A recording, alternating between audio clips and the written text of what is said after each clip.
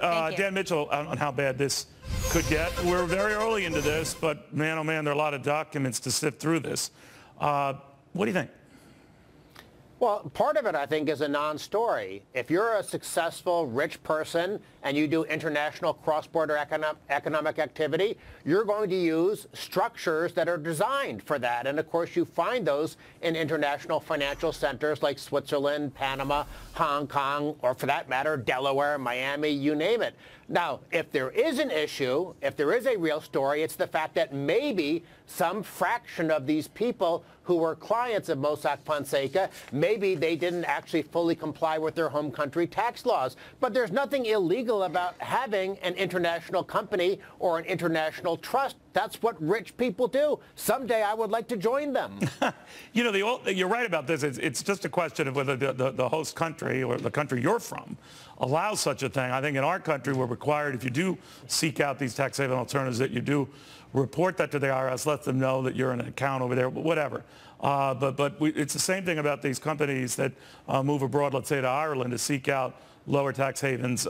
Obviously, they've crunched the numbers. It's perfectly legal to do.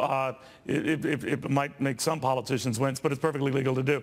Where you draw the line is those that go a little bit further. Way too early to tell whether that's the case.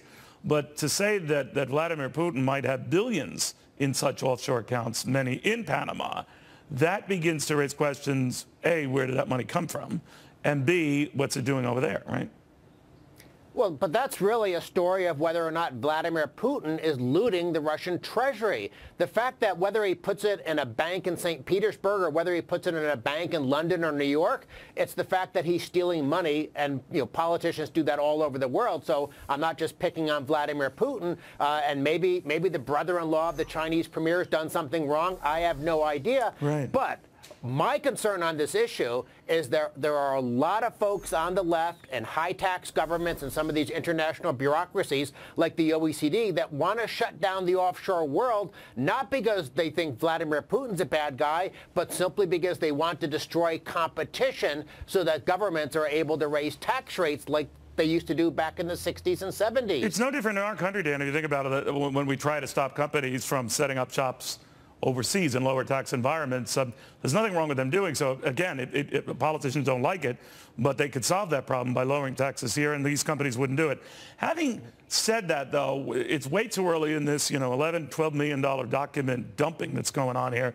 I'm wondering if there are a lot of Hollywood types on this list and others who might be going around preaching about paying a fair share, the rich paying more, feel the burn, Bernie Sanders fans. I think when we get to that, and I have a feeling it's just a matter of time before we do, the hypocrisy of that will come back to haunt them. Oh, there's no question there's huge hypocrisy. I've written several times about how rich left-wingers in the Obama administration, rich left-wingers from back in the Clinton administration in the 1990s, they utilized tax havens. Now, again, there's a big difference between tax evasion, which is illegal, and tax avoidance, which is legal. So when American companies move offshore, that's because our tax code is bad, but they're not doing anything illegal. When people move from California to Texas, that upsets California politicians, but they're not doing anything illegal, and God knows I hope it never does become illegal, even though some politician like Jerry Brown would probably want to make it that way. So I think the lesson we should learn is that a lot of what we're seeing in Panama is a function of very high tax rates and in some cases, of course, very corrupt governments that people want to shield their private financial information from. All right. Dan, thank you very, very much. Thank you.